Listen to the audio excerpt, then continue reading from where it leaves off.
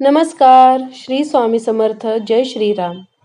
मंडळी, आता 17 एप्रिल 2024 रोजी रामनवमी आलेली आहे आणि आपण ते सर्वजण थाटामाटात साजरी करतो. 2024च्या रामनवमीला अत्यंत शुभ योग जुळून आलेले आहेत. तर या राशी होणार आहे श्रीमंत. तर कोणत्या आहेत या राशी ते आपण जाणून घेणार आहोत. रामनवमीचे पर्व भगवान श्रीरामाच्या जन्मोत्सवाच्या रूपात साजरा केला जातो. पंचांगानुसार रामनवमी 17 एप्रिलला साजरी होईल. धर्मग्रंथानुसार रामजींच्या जन्माच्या वेळी जसे योग जुळून आले आहेत तसे यावेळीही तयार होत आहेत.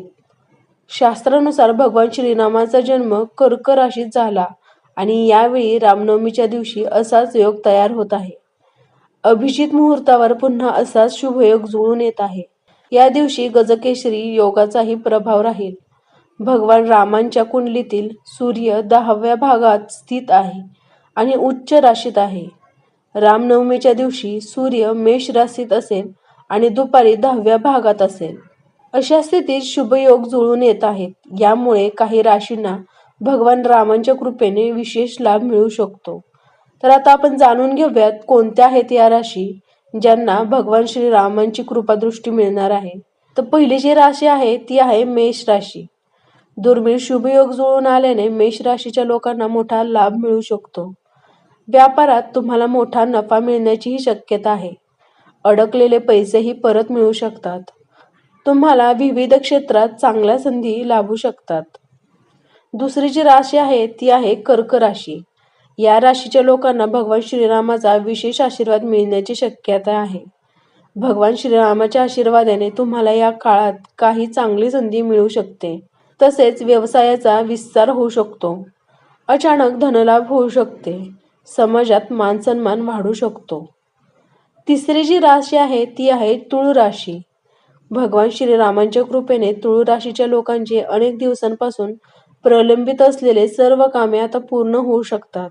जर तुम्ही कोणतीही मालमत्ता किंवा वाहन खरेदी करण्याचे स्वप्न पाहत असाल तर ते या काळात पूर्ण होऊ शकते. या काळात तुम्हाला करिअरच्या प्रगतीसाठी नवीन संधी मिळू शकतात. पुढची जी म्हणजे चौथी राशी आहे ती म्हणजे मकर राशी. या काळात मकर राशीच्या लोकांना भगवान श्रीरामांच्या कृपेने मोठा फायदा होण्याची शक्यता आहे. तुमच्यासाठी प्रगती आणि यशाचे नवे मार्ग खुले होऊ शकतात. व्यावसायिकांना व्यवसायाला चांगला नफा मिळू शकतो. आयुष्यातील अनेक संकटे दूर होऊ शकतात. पुढची जी राशी आहे ती म्हणजे मीन राशी. मीन राशीच्या लोकांसाठी या काळात त्यांच्या करिअरमध्ये चांगले आणि सकारात्मक परिणाम दिसून येऊ शकतात. यावेळी तुमच्या आर्थिक स्थितीत सुधारणा दिसून येण्याचीही शक्यता आहे. अविवाहित लोकांना यावेळी लग्नाचे प्रस्ताव येऊ शकतात. तर मंडळी, आपण जाणून घेतलेलं आहे या रामनवमीला अत्यंत शुभ योग जुळून आलेला आहे आणि या शुभयोगाचा कोणकोणत्या राशींवर छान असा परिणाम होणार आहे त्या राशी आपण जाणून घेतलेल्या आहे. तुम्हाला जर हा व्हिडिओ आवडला असेल तर व्हिडिओला लाईक, शेअर आणि चॅनलला सबस्क्राईब सुद्धा करा. धन्यवाद. श्री स्वामी समर्थ. जय श्रीराम.